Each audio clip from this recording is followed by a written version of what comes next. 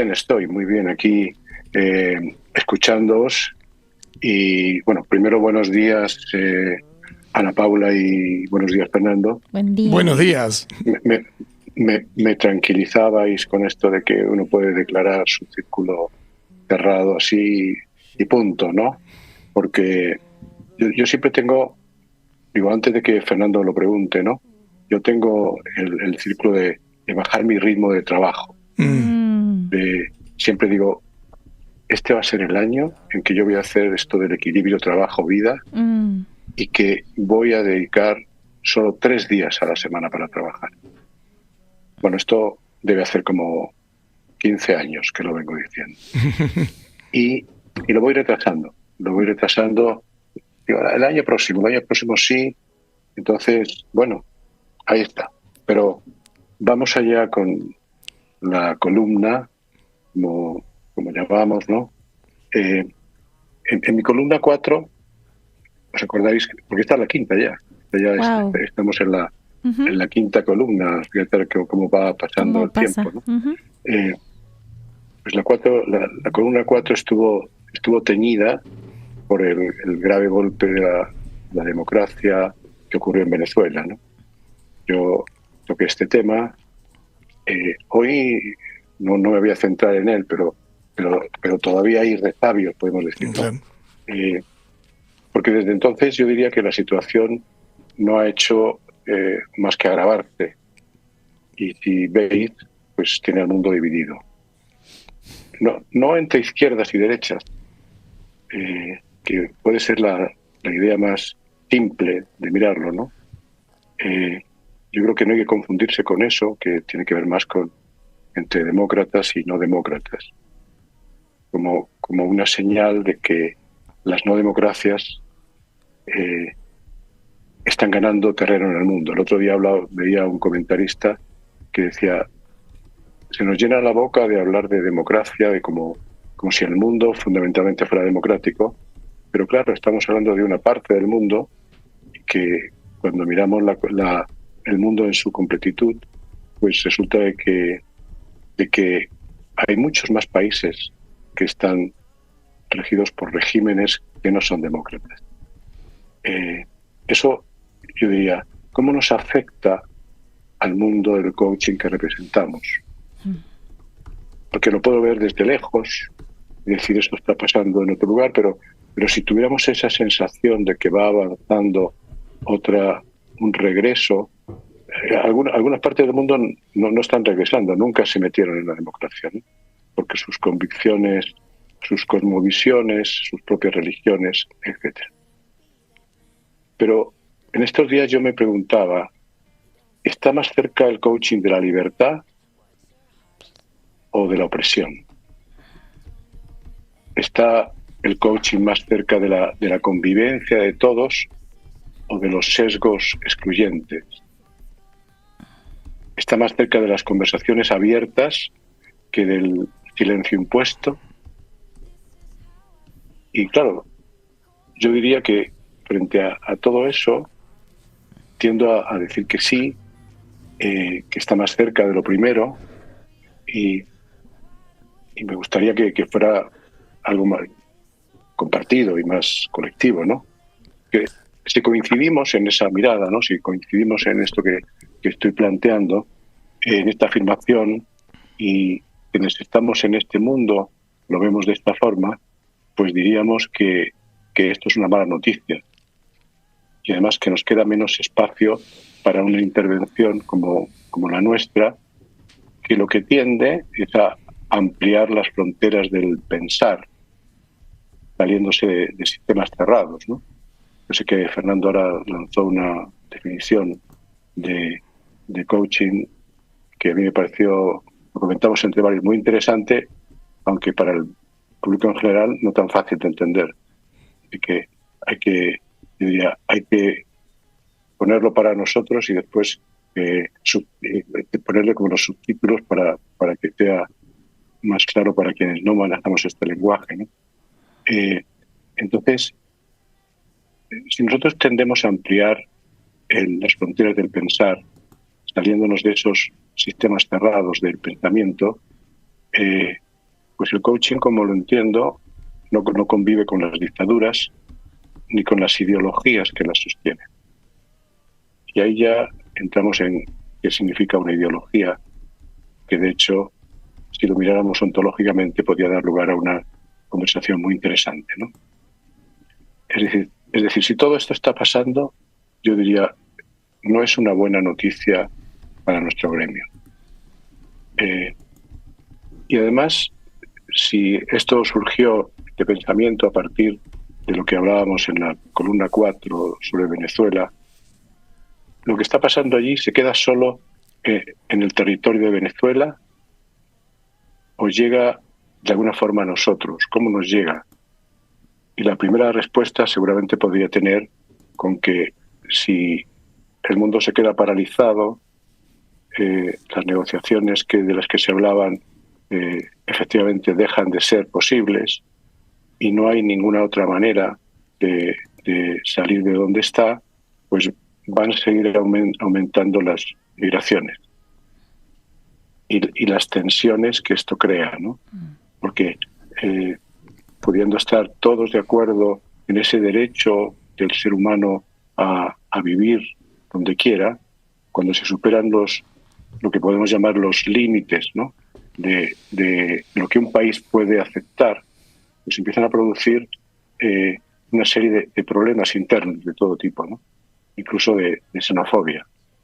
Entonces, creo que eso puede pasar y, por lo tanto, diría, está traspasando fronteras, está llegando a otros lugares, ¿no? Yo no me quiero quedar de momento con esa interpretación solo, que esto puede dar lugar solamente a una tensión migratoria, sino que puede producir otro tipo de crisis. Yo, por ejemplo, adelanté algo en la columna 4 y por eso, en este caso, me alegro de haber tenido razón cuando dije, yo creo que esto puede producir un problema en Chile, porque Chile está gobernado por una coalición de izquierdas, donde hay una mayoría de lo que se llama el Frente Amplio, que diríamos que es una izquierda, ¿no?, que tiene algunos ribetes no solamente socialdemócratas, pero tiene una alianza con el Partido Comunista, ¿no? Entonces, quienes miran al mundo un poquito con gafas de sol, yo diría, pensaban que finalmente el gobierno de Chile terminaría reconociendo a Maduro, o por lo menos mirando para otro lado, ¿no? Voy a mirar para otro lado porque esto no tiene que ver con la política interior, ¿no? Sin embargo, en esa alianza que tiene con el Partido Comunista no ha impedido que haya una declaración del presidente que hizo justo el mismo día que el Tribunal Supremo de Justicia de Venezuela reconocía el resultado que desde mi punto de vista es un resultado inventado, ¿no? Pero salió una declaración, yo no sé si ha trascendido al mundo, pero fue impactante. O sea, no es que dijera no estamos de acuerdo, sino que os voy a leer, porque el otro día, precisamente en un programa que hice con Elena Espinal, Motivos para la Esperanza, que la llamamos Venezuela en el Corazón, y que tuvimos como invitado a una persona, Juan Pablo Guanipa, que es uno de los dirigentes de la oposición, pues ese mismo día, unos minutos antes, había salido. Me pareció tan impactante que yo pensé que era una fake news, que el presidente no podía decir una cosa tan tremenda. Digo, esto seguramente le han puesto un poquito de adorno, y me fui a su cuenta de tweet, a su cuenta X, y me sorprendí. Dijo lo siguiente, para que los que no estén tan cerca de esto lo escuchen, ¿no? Dijo, hoy el Tribunal de Justicia Supremo de Venezuela termina de consolidar el fraude. El régimen de Maduro obviamente acoge con entusiasmo su sentencia, que estará asignada por la infamia. No hay duda de que estamos frente a una dictadura que falsea las elecciones, que reprime al que piensa distinto y es indiferente ante el exilio más grande del mundo, solo comparable con el de Siria, que fue producto de una guerra. He visto los ojos de miles de venezolanos que claman democracia por su patria y que hoy reciben un nuevo portazo. Chile no reconoce este falso triunfo autoproclamado de Maduro y compañía. Seguro que por nuestra postura recibiremos insultos, como es costumbre, por parte de sus autoridades. No saben que, como decía Huidobro, se refiere al poeta chileno Vicente Huidobro, el adjetivo cuando no da vida mata. Y ellos han asesinado la palabra democracia. La dictadura de Venezuela no es la izquierda. Es posible y necesaria una izquierda continental profundamente democrática que respete los derechos humanos sin importar el color de quienes lo vulneren. Un progresismo transformador que mejore las condiciones de vida de su pueblo, construyendo comunidad en vez de individualismo, encuentro sobre polarización. Hacia allá caminamos en Chile. Mis respetos a todo el pueblo venezolano que lucha por la democracia, la justicia y la libertad. Se tiró este discurso que sin duda produjo desde el día siguiente un quebranto en la alianza y con ese socio que es el propio Partido Comunista, que sigue considerando que la autoproclamación que hace Nicolás Maduro, o sea, no dice que es, para ser justo, no dice esa es la verdad, dice no puede ponerse en duda lo que está diciendo mientras que no haya unas actas que lo desmientan, pero nunca va a haber unas actas, porque es como si las actas las tuvieran guardadas alguien. Ellos tienen que poner las actas. El sistema electoral, como comentaba en la columna 4, es de una automatización absoluta y por tanto los datos están online, fueron directos, ¿no? Pero no solamente pasó esto, sino que aquí en Chile, en el gobierno hay 3 ministros comunistas, los 3 ministros se pusieron de acuerdo con el presidente. Por lo tanto, se produjo una ruptura también dentro del Partido Comunista. Entonces, ¿cuántas rupturas más se seguirán produciendo a partir de que hoy la política, aunque sea nacional, tiene muchos efectos globales? Y ese es un aspecto que me parece interesante mirar. Entonces, vuelvo a sacar este tema, no solo por mis vínculos con Venezuela, sino para demostrar que en este momento del mundo la geografía tiene un valor diferente al que pudo tener en otro momento, cuando las comunicaciones y las formas de relación eran distintas. Sin duda porque hoy la información discurre por otras vías, ¿no? Y eso a su vez implica un replanteamiento de lo que hemos llamado geopolítica. Ese nombre, que de alguna forma conversamos con Fernando en su momento, y yo pienso que a él le gusta especialmente, ¿no? Digo, ¿qué significa? ¿Cómo lo vamos a entender?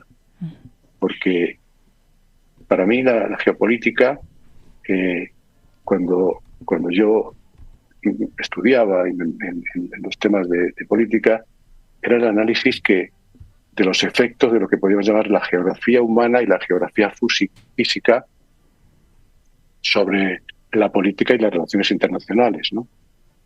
¿Qué significa geografía humana? Es, bueno, entendida como esos modelos mentales que están influidos por las religiones y por las culturas. Y por tanto eso puede estar en distintas partes del mundo donde se viven esas culturas y esas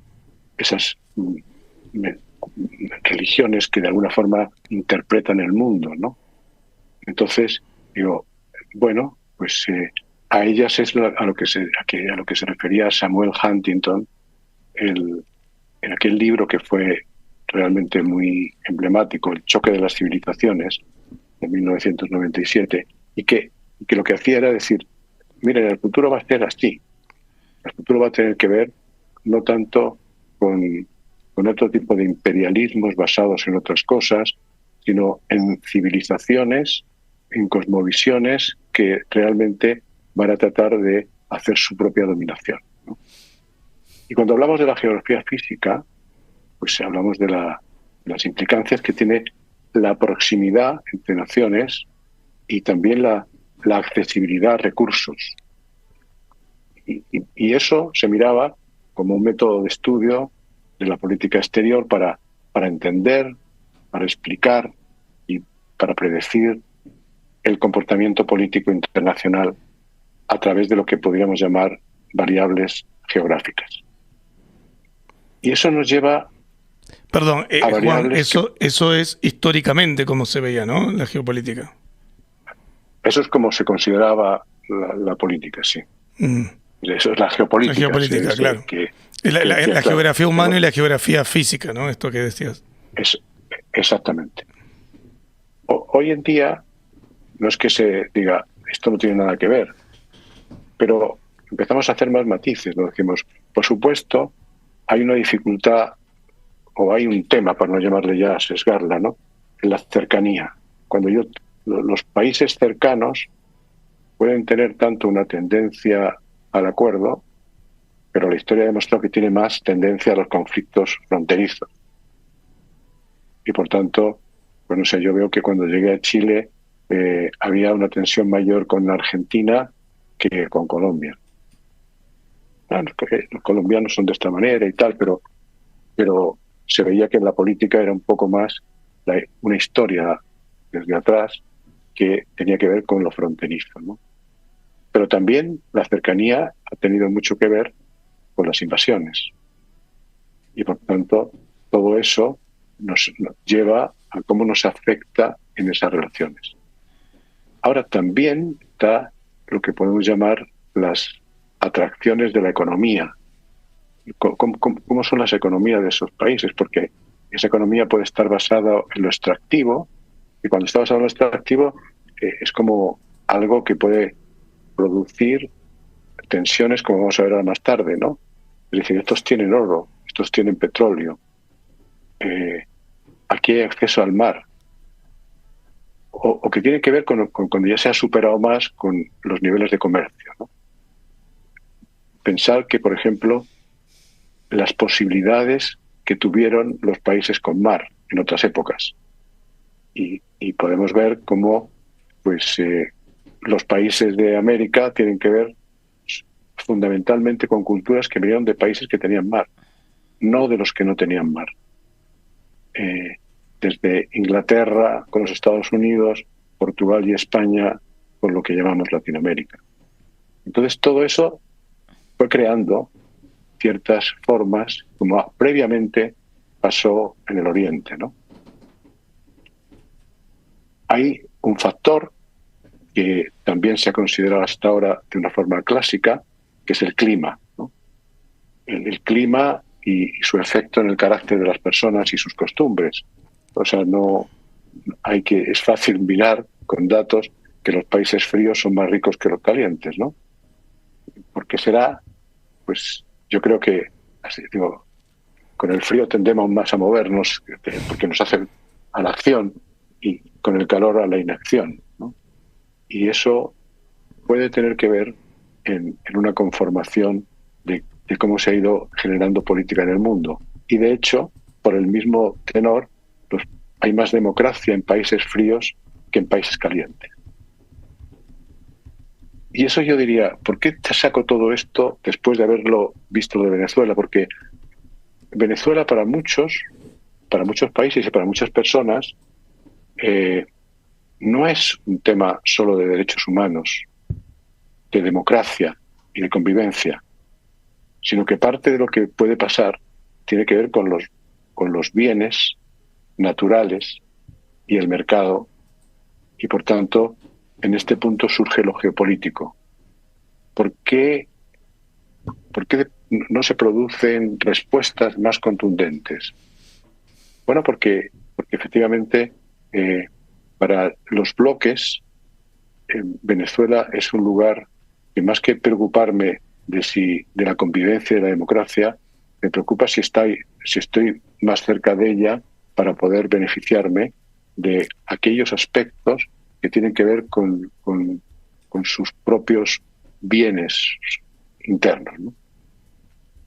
Porque, y ese es un tema que quiero plantear, las formas de dominación han cambiado. Es decir, en otros tiempos la dominación era yo te invado. Hoy en día se puede influir de otras formas. Por ejemplo, todo lo que podemos llamar estados fallidos. Cuando tú logras que un estado en realidad no funcione, no sea capaz de resolver sus problemas.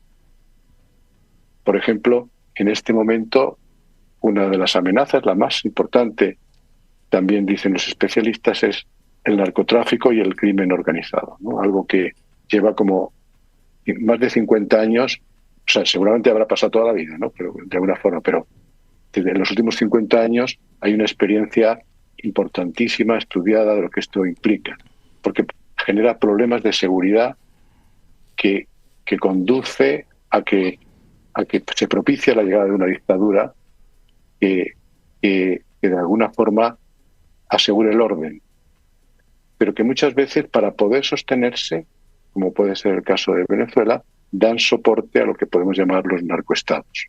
Hace 2 semanas estuvo aquí en Chile el juez italiano Tartaglia, que es uno de los que se consideran principales especialistas del trabajo con el crimen organizado, y su llamado fue: consideremos que esto es un problema mundial, que no se puede tratar de una forma individual, sino comunitaria, porque los datos que barajaba son escalofriantes. Ahora, la parte más esperanzadora es que Italia, que es la cuna de la mafia, ha hecho avances en este sentido.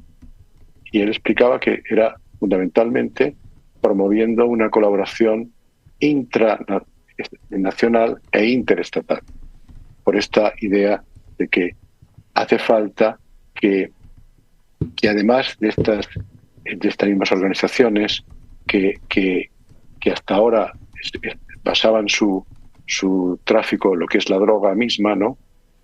Como si fuera una especie de línea de producto, lo cual es de una frialdad brutal. Como tienen ya sus redes, han incorporado el tráfico humano, aprovechando precisamente las necesidades migratorias, ¿no? ¿A qué nos lleva esto?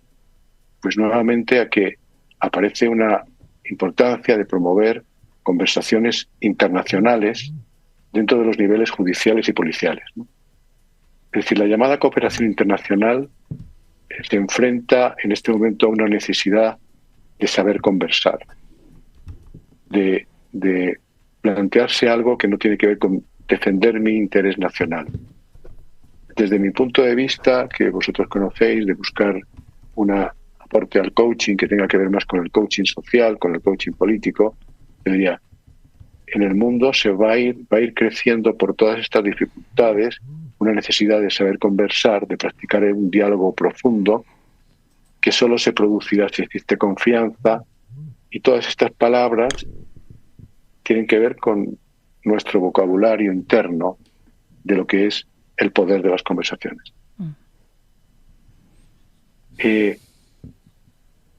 Saco, por tanto, la dominación a partir de estados fallidos, pero hay otra dominación que es la cultural y que viene a partir de migraciones que van unidas a la disminución de la natalidad. O sea, cada vez los países más desarrollados van bajando sus niveles de natalidad y, sin embargo, están recibiendo más migraciones. El equilibrio empieza a ser difícil, ¿no? El otro día, de una fundación en la que estoy en el directorio, pues una de las personas está casada, es una mujer que está casada con un holandés, y fueron a ver a los hijos de él, a sus nietos y tal, a Holanda, y la nieta, mirando a esta mujer que tiene un pelo negro largo, decía: tú eres marroquí, ¿verdad? Porque aquí casi todos mis amigos son marroquíes y sus madres son así. Y ella estaba como diciendo: ¿yo marroquí por qué? Sí, porque para ella ya lo marroquí formaba parte de su mundo, ¿no? Entonces, y se sorprendieron de que la niña conocía algunas palabras árabes, que de alguna forma hablaba de cómo se visten, con una forma importante, ¿no? Bueno, la natalidad está disminuyendo y a veces es por elecciones de vida que hacen las parejas, porque hay otro sentido de qué es vivir, no solamente es procrear, de vivir, de poder trabajar, de poder hacer sus aspiraciones, pero también a veces son condiciones externas, muchas veces económicas. Claro. Cuando hablas con los jóvenes te pueden decir cuánto cuesta tener un hijo. Yo jamás me planteé esa conversación, ¿no? Claro. Yo digo, ¿cuánto cuesta tener un hijo? Digo, no sé, yo sé que hay que alimentar y tal, Sí. pero de pronto te encontrabas con que ellos sí tienen claro eso, ¿no? Pero también hay ese acondicionamiento externo tiene que ver con la sostenibilidad del planeta, ¿no? Y no podemos seguir avanzando en esa línea, ¿no? Acá nos pregunta Debbie, necesito saber qué puedo hacer con toda esta información. No puedo quedarme quieta ya siendo consciente de esta realidad. Pues eso es lo que pretende esta información. ¿Qué que podemos no nos quedemos hacer? Quietos. Claro, conversar, O sea, que, abrir espacios. claro, yo digo, no nos podemos quedar quietos. Yo creo que con toda esta información, o sea, yo lo que creo, y le contesto, ¿cómo se llama a quien lo pregunta? Debbie Raquita. Sí, entonces Debbie yo creo que hemos pasado de la obligación del derecho a la educación y al saber a la obligación de saber. Es decir, no durante mucho tiempo nosotros hemos tratado de hablar de tenemos derecho a esto. Claro. Y si estos derechos se están consiguiendo. Ahora yo digo, tenemos la obligación de saber, de meternos en ello para darnos cuenta en qué parte de nuestro metro cuadrado podemos incidir para que esas conversaciones se tengan, para que podamos darnos cuenta de lo que ocurre, de lo que pasa. Porque efectivamente son formas de dominación que probablemente dentro de unos años digamos, ¿y cómo fuimos tan ajenos a lo que estaba pasando, ¿no? Entonces, me parece que eso es importante, como lo es la dominación económica. De esa hemos hablado muchas veces, pero en este momento se agrava en la medida en que en toda esta accesibilidad que hemos estado planteando, China puede ser un ejemplo. A mí lo que veo en la inteligencia china es que, es decir, no te voy a convencer desde mis ideas, porque el comunismo está en retirada en cuanto a su valoración mundial y porque además los chinos van a decir tenemos una cultura especial, pero te sojuzgo desde el poder económico que sin darte cuenta tengo hoy en tu propio país.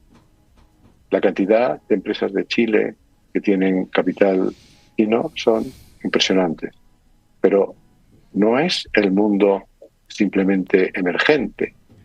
Cuando para mí fue una sorpresa hablando con la Fundación Nansen, que es Noruega, de ver la cantidad de empresas que tienen capital chino y cómo precisamente el petróleo está quedando prácticamente bajo dominación o bajo el poder económico chino, ¿no?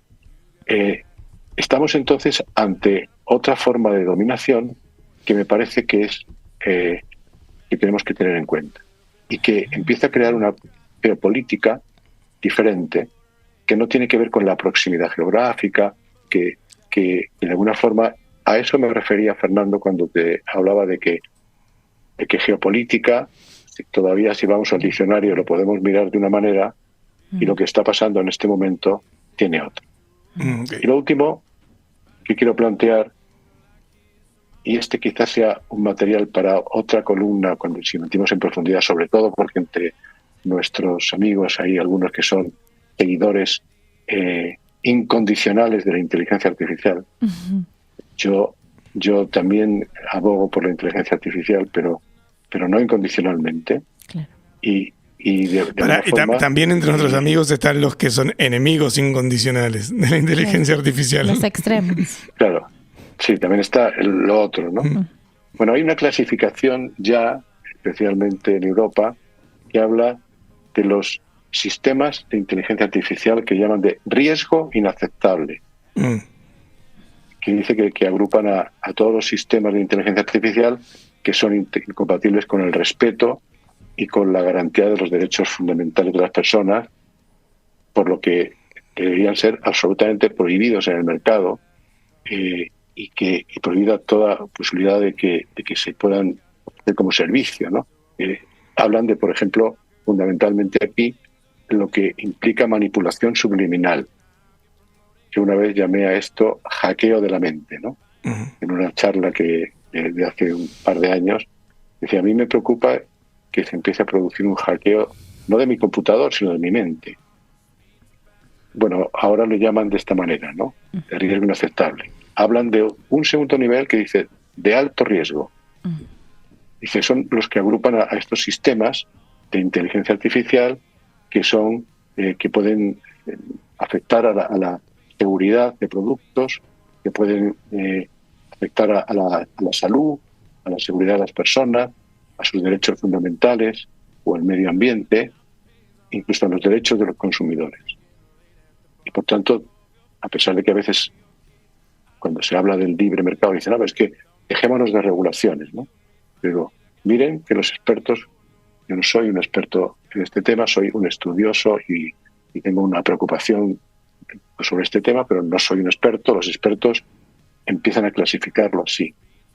Luego hablan de los sistemas de inteligencia artificial de riesgo limitado, que dice que tienen que ver con algunos riesgos que no significativos, sí de manipulación, que tienen algún engaño. Es como, yo para mí, cuando lo leí, dije, esto tiene que ver con cuando se hablaba antes en el mundo de la publicidad, ¿no? De publicidad engañosa. Que decía, bueno, no es que no te matan, no te pasa nada, pero te están diciendo que esto le quita las arrugas en 5 días y luego no te las quita en 5 días, ¿no? Pero tú lo compraste por eso. Y finalmente dice, y sí, ahí están los sistemas de inteligencia artificial sin riesgo evidente, que pueden incluso ayudar a las personas a tener medios y facilidad.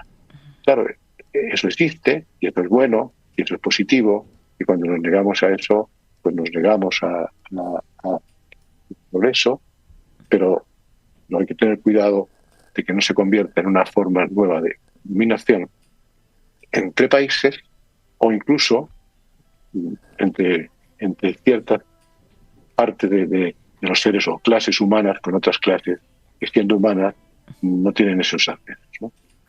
Recapitulo entonces para darle un poco punto final. Digo, la geopolítica hoy no está tan ligada a la geografía física y al clima. ¿Y por qué? Porque las formas de dominación han cambiado. Y por tanto, sí es verdad que pudiera existir que en países de este clima complaciente la gente no se cuente esto, pero puede haber un empresario que realmente a través de su empresa de inteligencia artificial pueda estar afectando igualmente, ¿no?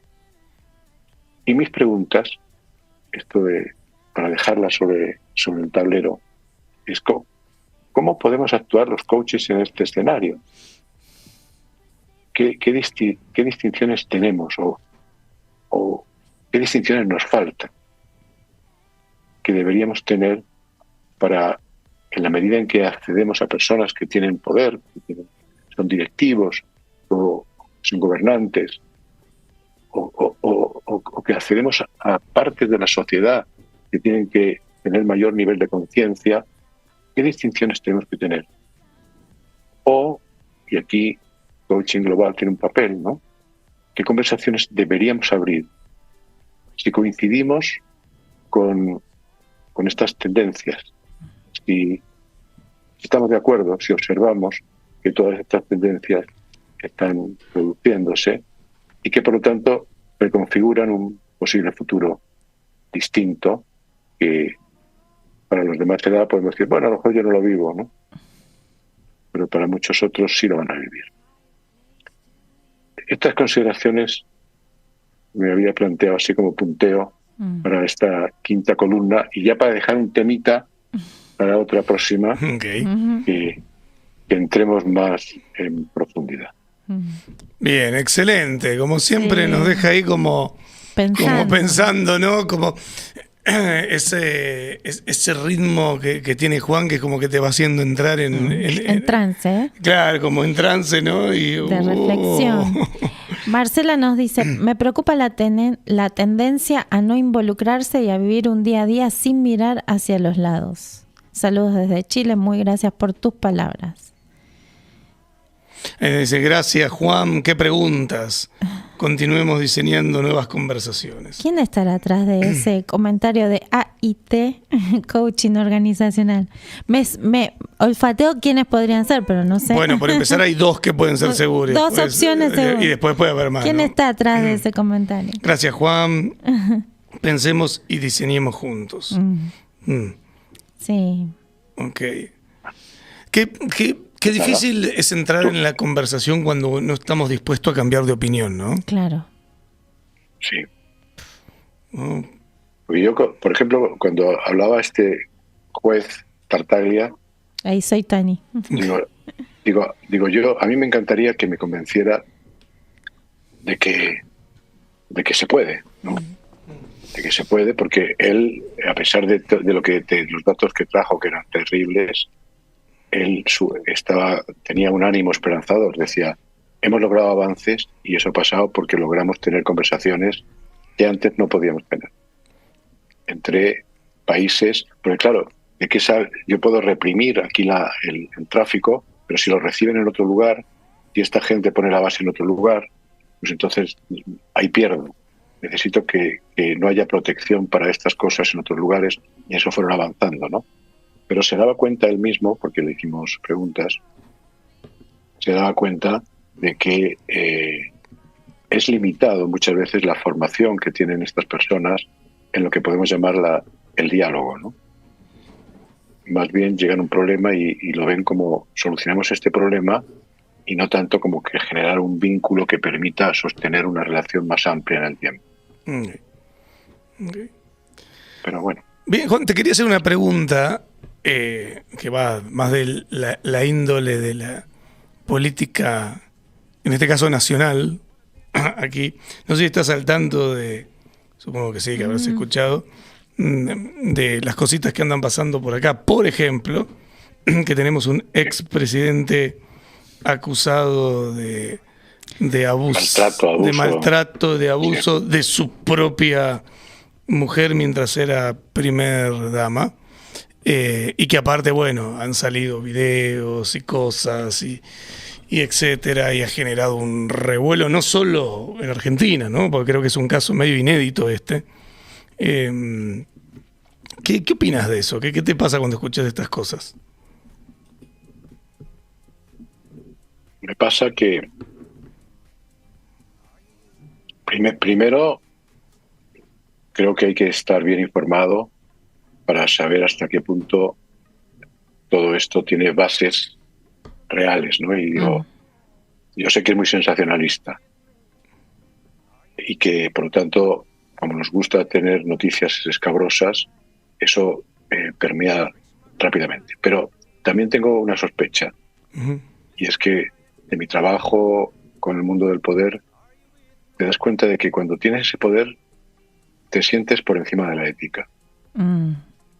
La persona puede tener capacidades políticas, capacidades de economía, lo que fuera, pero hay como una sensación de que yo me lo puedo permitir. Y eso lo he podido ver en personas muy diferentes. Claro. Y que yo he conocido antes y después. Y que no me lo he podido explicar del todo. Yo he dicho, pero si yo tuve conversaciones muy profundas y estas personas tenían proyectos encomiables desde mi punto de vista, y cuando tuvieron poder hay un nublado y hay una sensación de estar por encima que también contribuyen, porque te aseguro que si eso es verdad, lo voy a poner así como if, ¿no? Si eso es verdad, su círculo sabía cosas que nunca reprobaron. Claro. Sí, dicen que hay un poco de eso, de cubrirlo. Y entonces eso se cubre y al final tú lo normalizas. Claro. Porque, bueno, hasta mis amigos lo saben y tal y cual, y no pasa nada. No ¿sí? dice Entonces, nada. Ahora es interesante, perdón, ¿no, Juan? Este punto de, no sé cómo llamarlo, pero poder sin conciencia mata ética, ¿no? Poder sin conciencia mata ética, por llamarlo de una manera. Ahora, ¿es el poder o hay una característica en las personas que buscan llegar a ese lugar de poder y que algo ocurre ahí? Me explico, porque digo, si no pareciera que cualquier persona que llegara a ese lugar podría verse como contaminada por un exceso de poder. Ahora, ¿es cualquier persona o hay a priori una característica de las personas que buscan llegar a ese lugar? o sea, el ego tiene mucha importancia, ¿no? O sea, yo creo que obviamente la historia nos dice que no todas las personas han caído en eso. Es decir, Sí. lo ves hasta en sus códigos. Tú ves al expresidente uruguayo, ¿no? Que se pone como ejemplo muchas veces de alguien que siguió viviendo una vida humilde, que no cambió sus hábitos. A mí me hizo mucho sentido, yo creo que alguna vez lo he referido, Fernando, en alguna de las charlas de la época, cuando Ronald Heifetz, que era todavía director de la Escuela de Liderazgo de Harvard, hablaba de que el problema de que se rompen tus anclas de armonía. Y decía, de pronto te ves en un punto y tu vida, que estaba basada en que tenías lo que ellos llamaban anclas de armonía, tenías pues tus gustos, corrías por la mañana, o te gustaba el arte, tenías tus amigos, y tú vas abandonando todo eso. La sensación de que estás haciendo algo que es lo más importante que se puede hacer y que eres imprescindible, te va haciendo abandonar ciertas cosas, y al abandonarlas te sumerges mucho más en ese nuevo mundo en el que tú eres el centro, y por tanto te sube, te desconecta. Digo, yo creo que pasa con mucha frecuencia, pero que tal vez la idea de mantener la conexión con lo que me llevó al poder es lo que me salva de una nueva conducta que pareciera como que yo tuve poder siempre y que yo soy el centro de ese poder, ¿no? Claro. Es como, yo digo, claro, el vino nos gusta a muchos, y qué bueno tenerlo y qué bueno degustarlo, pero cuando solo tengo vino me vuelvo un alcohólico. Claro. Entonces, lo que hay es una tentación permanente en el poder, y yo diría que debería haber a lo mejor algún tipo de organización alrededor del poder para apoyo y asistencia a las personas que van a estar al lado del alcohol todo el día. Ay, sí. Qué bonito. Interesante, La metáfora. interesante. Qué El poder político, ¿no? Yo me acuerdo que ahí también Fernando Flores hace una distinción del poder personal, poder político, poder de la fuerza, el poder social, y me estoy olvidando de uno más, eran 5. No creo que era el poder de la comunicación, no me acuerdo en este momento. Pero me interesa leerte algunas cositas que surgieron, Juan. Sí. Esteban dice, siento que el desde dónde de Juan es confiar en la clase política, cosa que desde mi mirada no es posible. No les creo. Todos responden a otros intereses superiores, políticos, jueces y empresarios. Mauro dice, la pregunta es, ¿qué conducta premia el sistema político para que lleguen los que llegan? Francia dice, hay estudios científicos que han demostrado que el poder afecta a la química del cerebro. Lo primero que se afecta es la empatía. Y Mauro aclara, ¿por qué llegan estos y no otros? Bueno, varios comentarios. Es verdad. O sea, a ver, la primera pregunta yo diría, yo no hablo desde creer en la clase política, yo hablo desde creer en la política. Claro. Es decir, ese matiz me interesa así aclararlo, porque porque dado que estoy cerca, pues tengo bastantes elementos para preocuparme de lo que tanto Podemos, por hablar de la izquierda española, o Milei, por hablar de la derecha argentina, hablan de la casta, ¿no? Ujú. Y digo, entonces dices, bueno, las castas, vistas por uno u otro lado, efectivamente generan una serie de culturas internas que son peligrosas. Pero yo creo en la política porque si no, no podría creer en el gobierno, no podría creer en la vida colectiva. Y podría discutir horas con alguien que diga, yo no creo en la política, porque le diría, ¿qué es la vida? ¿Cómo vivimos si no hay política? ¿No? Cada uno por su cuenta, queremos educación, queremos carreteras, queremos cosas que tienen que ver con lo colectivo. La política tiene que ver con lo colectivo y somos seres gregarios, sociales y colectivos. Y lo otro que sí quisiera responder es que efectivamente el poder segrega químicamente, tiene un efecto en la mente. Y por tanto, pues yo diría, la forma de contrarrestar todo esto sería líderes que mediten, que conozcan técnicas respiratorias, que trabajen, o sea, la gestión de sí mismo. Cuando uno habla de los líderes siempre piensa en la gestión del sentido, en la gestión de la atención de los otros, cómo la consiguen. Si yo tuviera que decir de mi experiencia como coach político, diría, la gestión más importante es la gestión de sí mismo. Para evitar lo que los griegos llamaban el síndrome de Ibris, y ya lo decían ellos, y decían, hay un síndrome que te da Ibris, significaba desmesura. Y es que veían que las personas enseguida daban ese salto a la desmesura. Y efectivamente eso es algo que ocurre.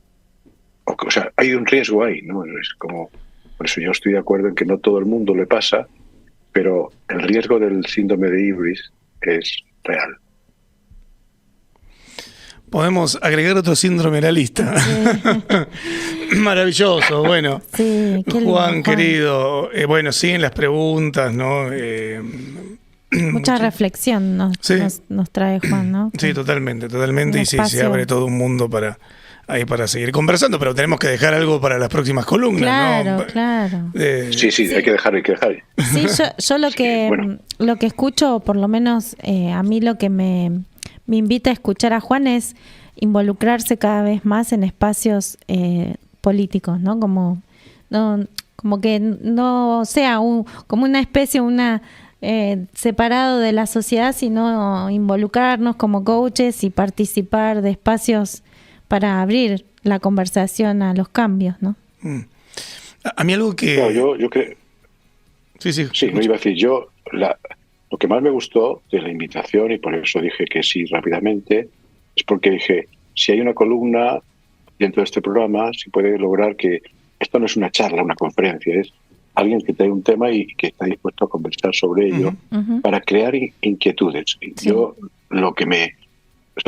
la postura de Debbie cuando dijo ¿qué puedo hacer? Estoy escuchando y tengo que moverme, es eso. Si consiguiéramos movernos, involucrarnos, cuando tú lo dices, Ana Paula, es decir, ¿cómo nos involucramos en esto? ¿Cómo miramos? ¿Cómo nos hacemos? No miramos al lado, no nos hacemos los lesos. No, algo que decía que incluso puede ser para conversarla en otra próxima columna, porque decía, dejemos espacio de todo lo que tiene Juan para llevarlo a otra columna también de Juan. Pero digo, algo que a mí me resultó siempre, no sé si la palabra es fascinante, pero altamente curioso, y tengo mis explicaciones, pero me gustaría que fuera algo que pudiésemos como conversar, he tenido la posibilidad de estar cerca de muchos políticos en un rol de coach, o en un rol de asistencia de, o en un rol de gestor de, o lo que fuese. menos que Juan, por supuesto, que te has dedicado profundamente a esto, pero sí he tenido esa chance en varias ocasiones y con políticos de distintos segmentos, pero de muchísimo liderazgo, o ocupando lugares de mucho poder, vamos a llamarle así, más que de muchísimo liderazgo.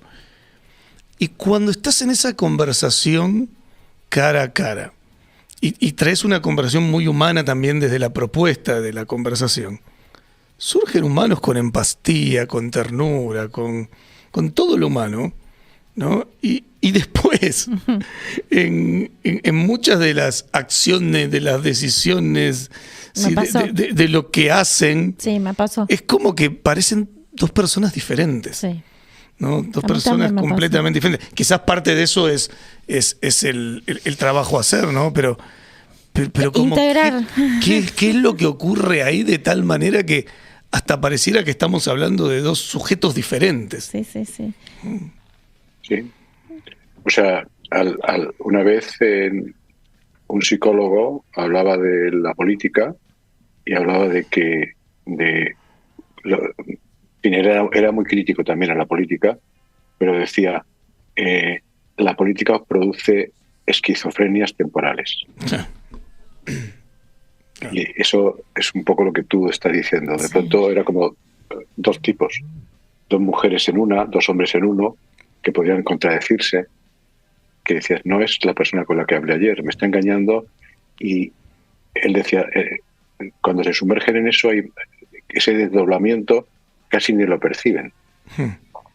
No. Pero si alguien se lo mostrara, claro. Podrían trabajarse de alguna forma. Bueno, ahí queda abierto. Bueno, muchas gracias. Queda abierto algo muy bonito, ¿sí? Sí. Bueno, Juan, muchísimas gracias. Muchas gracias por todo este tiempo. Esto fue casi una doble columna, ¿no? Fue una columna por dos. Así que...